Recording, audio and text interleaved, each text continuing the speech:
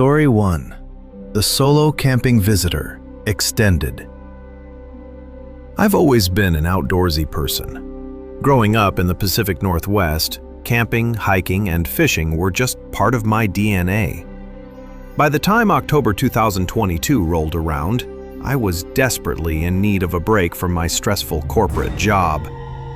I decided to take a weekend trip to a deep, secluded part of the Appalachian Mountains.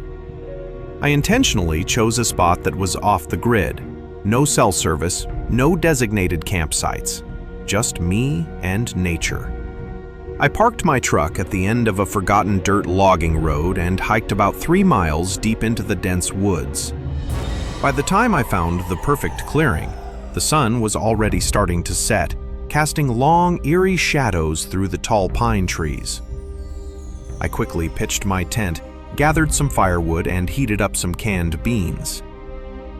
As darkness fell, the forest grew incredibly quiet. Usually you hear crickets, owls, or the rustling of small animals. But that night, the silence was almost deafening. It felt heavy. I brushed off the uneasy feeling, blaming it on my city fatigue, and crawled into my sleeping bag around 9:30 p.m.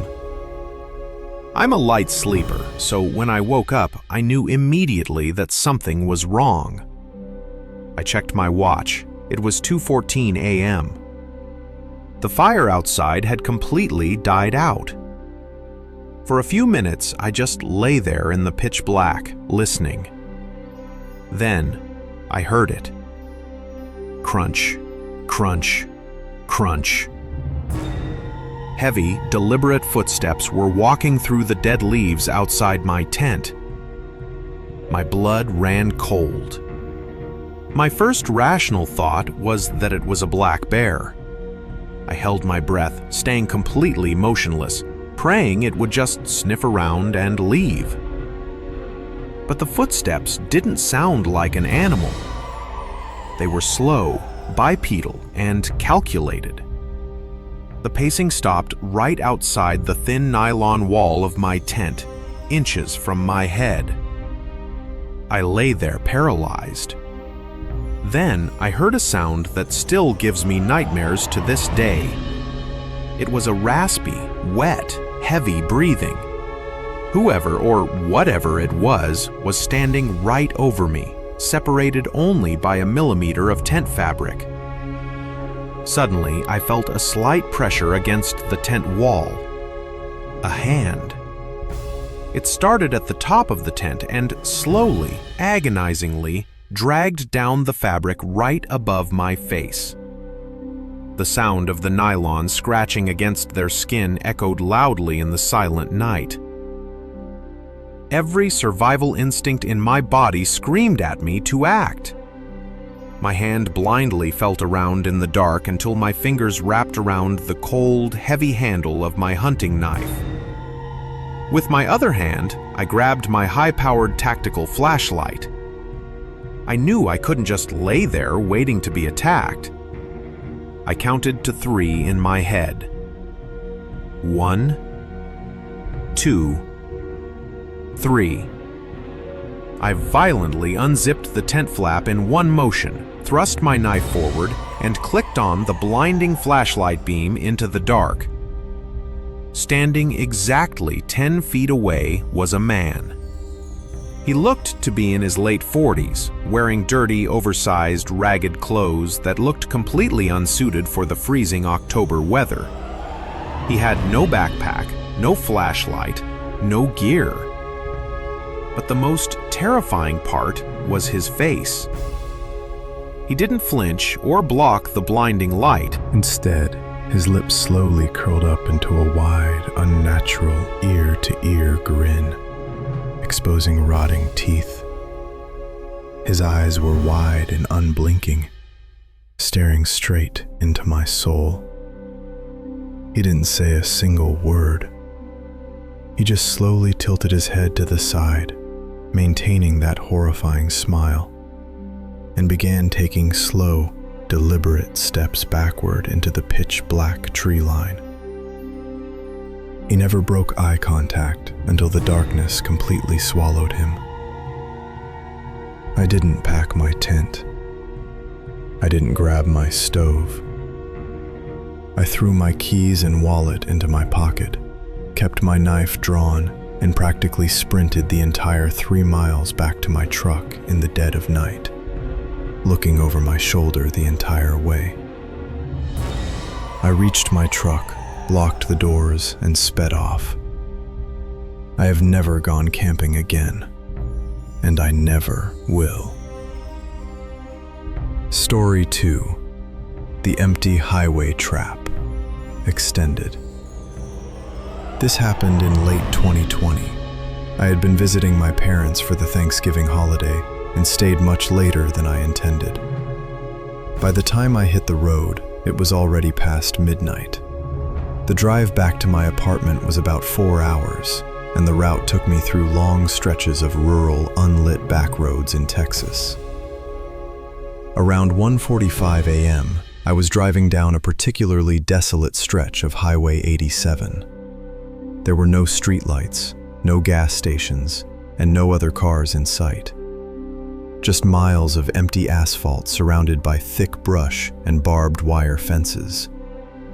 I was fighting to keep my eyes open when suddenly the steering wheel jerked violently to the left, followed by a loud pop and the horrible sound of rubber grinding on the pavement. A blowout. I managed to wrestle the car to the shoulder and hit my hazard lights. I checked my phone. No service. Not even a single bar. I was completely alone in the middle of nowhere. Taking a deep breath, I grabbed my phone flashlight and got out to assess the damage. The front left tire was completely shredded. I opened the trunk, pulled out the spare tire, the jack, and the lug wrench. The silence of the night was terrifying. The only sound was the wind howling through the dry brush and the metallic clanking of my tools. I was rushing, driven by a deep sense of paranoia. I had just managed to get the lug nuts off when I saw headlights in the distance. They were approaching slowly from behind. As the vehicle got closer, I realized it was an old, beat-up, rusty pickup truck. It didn't drive past me. It pulled up right behind my car and stopped, leaving its blinding high beams on. My heart rate spiked. I stood up, gripping the heavy iron lug wrench at my side. The truck door creaked open, and a tall, older man stepped out. He was wearing a heavy Carhartt jacket and a dirty baseball cap. He walked over slowly, his hands shoved deep into his coat pockets. "Car trouble?" His voice was gruff, devoid of any real warmth or concern. "Yeah, just a flat. I'm almost done putting the spare on," I replied, trying to sound confident. But the man didn't look at the tire. His eyes darted to my back seat, scanning the interior of my car. He took a step closer, closing the distance between us. "You out here all alone? It's pretty late." Every alarm bell in my head was ringing. I instinctively lied. Actually, no. My older brother and his friends are in a truck about 3 minutes behind me. I just texted him. The atmosphere instantly shifted. The man froze. He stared at me for a few agonizing seconds. His jaw clenched. He looked down the dark, empty highway behind him, then back at me. Without uttering another syllable, he turned around, got back into his truck, and sped off into the night. I let out a massive sigh of relief, my knees practically shaking. I quickly hoisted the shredded tire into the trunk, desperate to get out of there. But as I slammed the trunk shut, the red glow of my taillights illuminated the tree line on the opposite side of the road. Standing just on the edge of the ditch, half hidden behind a large oak tree, was another man. He was dressed in all black, holding what looked like a long metal pipe. He had been crouching there in the dark the entire time I was changing my tire. He wasn't a random drifter. he was with the guy in the truck. It was a setup. They were waiting for me to be vulnerable, waiting for a signal. When he realized I saw him, he took a step toward the road. I didn't wait. I dove into the driver's seat, locked the doors, slammed the car into drive, and floored it. I drove 60 miles an hour on a tiny spare tire for almost an hour until I reached a well-lit gas station. If I hadn't lied about my brother being right behind me, I know for a fact I wouldn't be here to tell this story. Story 3: The Uninvited House Guest, Extended. In 2021, I got a great deal on a 2-story rental house on the outskirts of my town. It was an older home, built in the late 70s, meaning the floors creaked, the pipes groaned, and it had that distinct old house smell. Since I lived entirely alone, I was incredibly strict about my security routine. Every night at 10 p.m., I would check the front door, the back door, and all the ground floor windows before heading upstairs to my bedroom. For the first few months, everything was fine. But around November, small things started happening. I would come home from work and find the TV remote on the coffee table when I clearly remembered leaving it on the couch. A loaf of bread in the kitchen would be untied. The shower mat would be slightly damp. I convinced myself I was just being forgetful and stressed from work. One cold Tuesday night, I went through my usual locking routine and went to sleep around 11:30 p.m. Sometime around 3 a.m., my eyes shot open in the pitch dark. I didn't know what woke me up at first. I lay there staring at the ceiling, waiting. Then I heard it. Downstairs in the living room, the distinct, drawn-out creak of the hardwood floorboards. I held my breath. Old houses settle, I told myself. But then came another creak, and another. Someone was walking across my living room. I felt a cold sweat break out all over my body.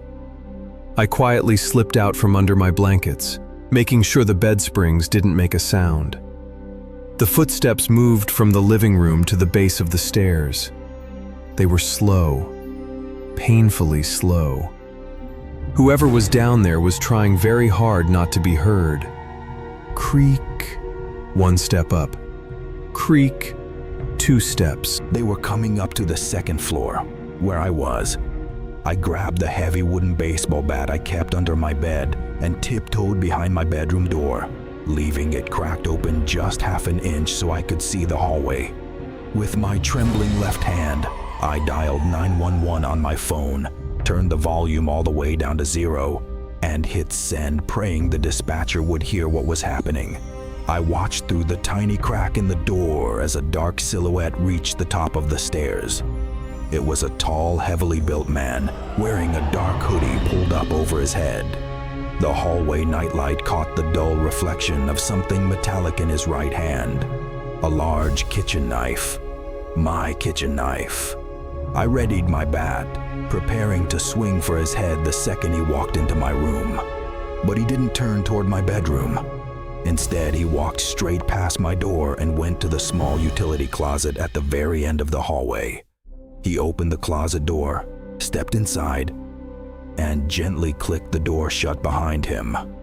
I was paralyzed with confusion and sheer terror.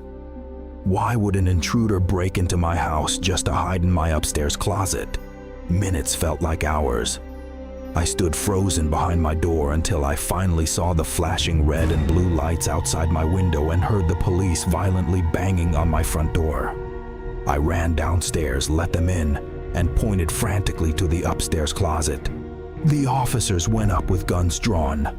They yanked the closet door open and dragged the man out, pinning him to the floor. When the police processed the scene, what they found inside that closet broke me mentally. The man hadn't broken into my house that night. Tucked in the back of the closet was a makeshift bed made of my spare blankets. There were empty water bottles, food wrappers from my pantry, and a small pile of my dirty laundry. He hadn't broken in that night. He had been living in my house, sleeping in that tiny closet just feet away from my bedroom for over 2 weeks. He would come out when I went to work, eat my food, use my shower, and hide when I came home. The police told me they didn't know what his ultimate plan was, but the fact that he was holding my kitchen knife that night told me everything I needed to know. I moved out the very next day.